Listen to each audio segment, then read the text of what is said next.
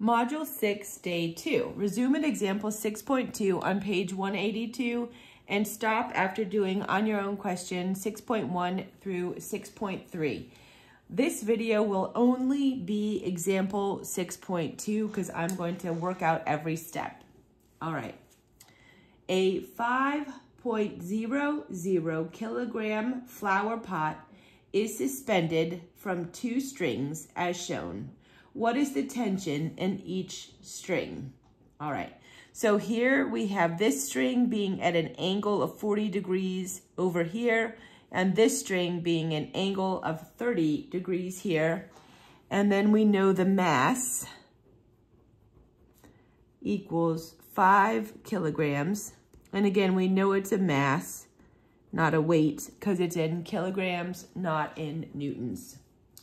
The first thing that we must do is figure out all the forces that are acting on the object of interest, which is the flower pot. Gravity is pulling it down, of course, and the tension in each of the strings is fighting gravity's pull. These forces, however, are not pointed in the same direction because this is making a 30-degree angle and this is making a 40-degree angle. Gravity is pulling straight down, while the tension in each string must be directed along that string. In the end then, the forces are going to look like this. So this force here, I'm going to extend this line and we're going to call this T1. And this force here, I'm going to extend this and call this T2. And then obviously, I'm going to call the weight W. Our final goal is to add these forces together and then set them equal to 0 because the flower pot is in static equilibrium. Since the forces are not all directed in the same dimension, we must first break them down into their components before we can add them together. When breaking vectors down into their components, however, we must be very careful about how we define angles. The angle must always be defined counterclockwise from the positive x-axis. So let me grab a different color. And right here, this right here is the positive x-axis. So I drew a big plus sign right there. That is the positive x-axis. So the angles counterclockwise are going to be 30, 140, 270. Let me draw that out just so you understand. So I'm going to do the positive x-axis right here. And that's going to be plus here.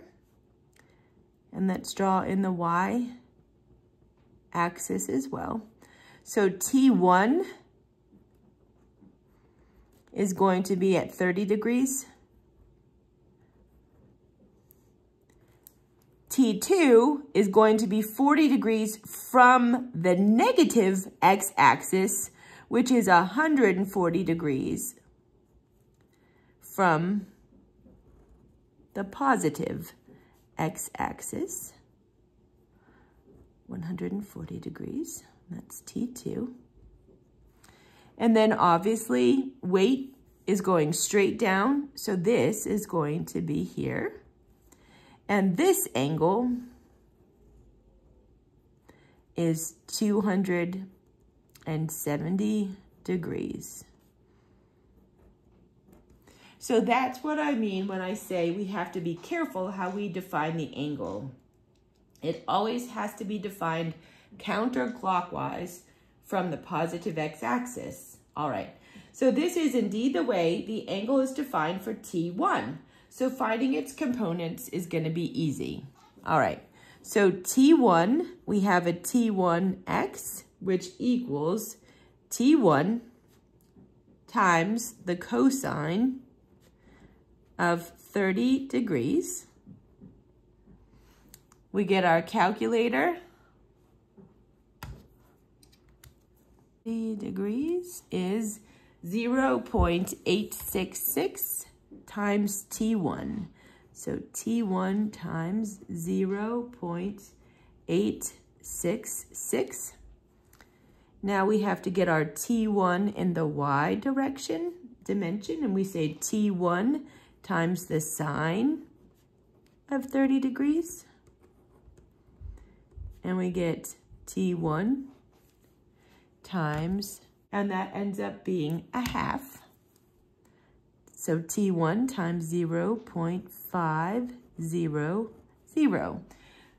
To find the components of T2, we also must do the same thing with our new angle. So we're not using 40 degrees, we're using 140 degrees.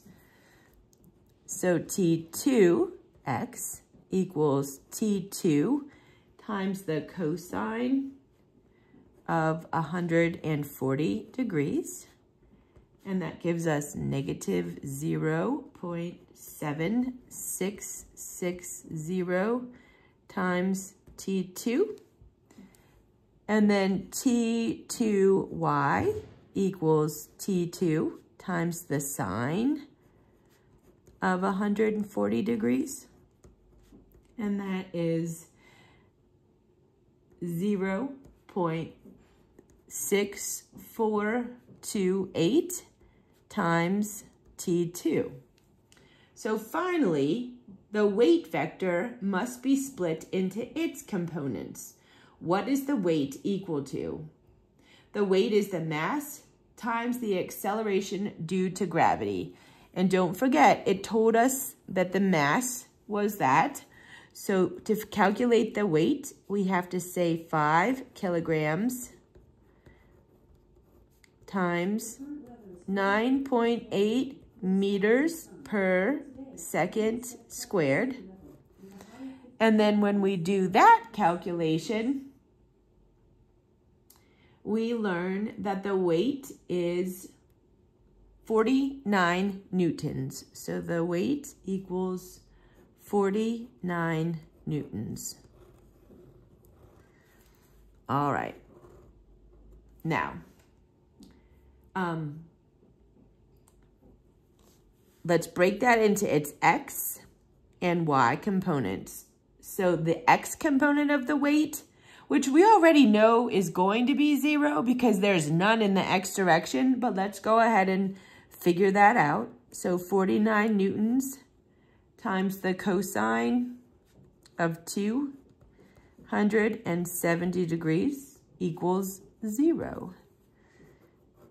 And in the y dimension, the 49 newtons times the sine of 270 degrees equals negative 49 newtons. Remember, we don't worry about the sign of this vector. The trigonometric function will take care of that. All right.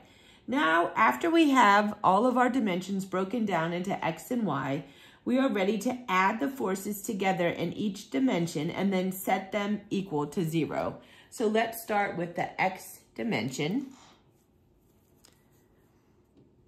So we have 0.866 T1 plus a negative, so minus 0.7660 times T2 plus 0, we can write it just for consistency, equals 0. Okay. This equation isn't all that useful. However, we have two unknowns. Let's see if the y dimension gives us any clues. Because right here we have this unknown and this unknown, so we really can't do much else.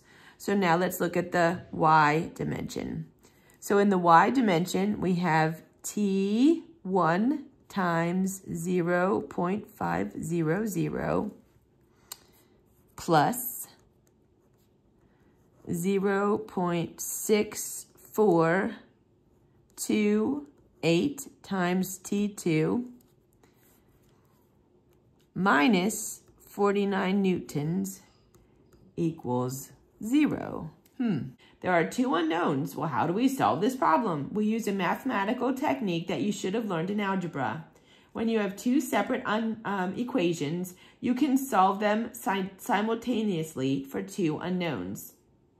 If this example doesn't jog your memory on how to use this technique, go back to your algebra book and review it.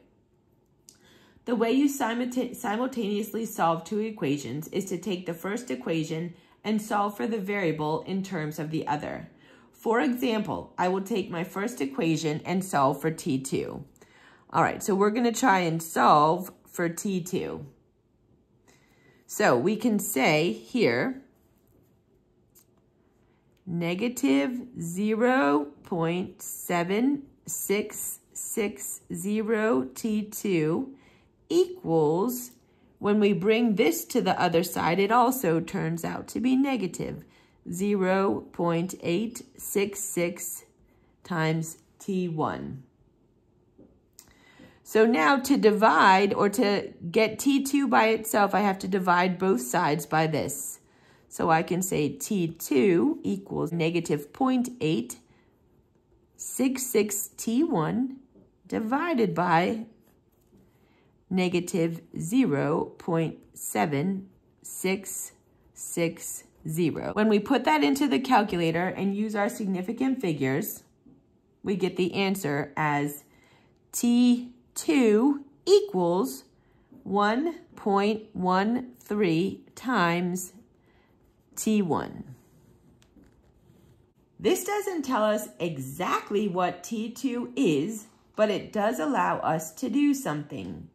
Since 1.13 times T1 is the same as T2, we can substitute it in for T2 in the second equation. So it's saying now I can use that value and put it in here.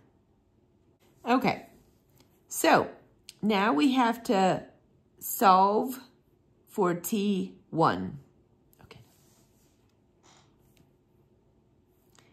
0.500 T1 plus, we substitute this value for T2 into the equation, and we get our 0.6428 times 1.13 T1.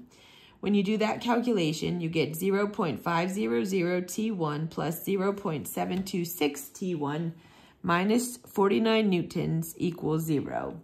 So then we have 1.226 times T1 equals 49 newtons. When you divide both sides by 1.266, you get the answer of 4.0 times 10 to the 1 newtons. And this is taking into consideration our significant figures. Okay. So this tells us that the tension in the first string, so it tells us this tension in the first string is 4.0 times 10 to the 1 newtons. All right, so what about the second string? Well, we have an equation above that has T2 in terms of T1. Now that we have T1, we can use that equation to determine T2. So the equation that it's talking about is this one. It's telling us T2 equals 1.13 times T1, which we know is 4.0 times 10 to the 1 newtons. When we do that calculation, we get 45 newtons. Thus, the tension in this string is 45 newtons. Notice once again that the strings have more total tension than the weight of the flower pot. That's because not only are the strings pulling against gravity, but they are also pulling against each other. Check out the next video for on your own 6.1, 6.2, and 6.3.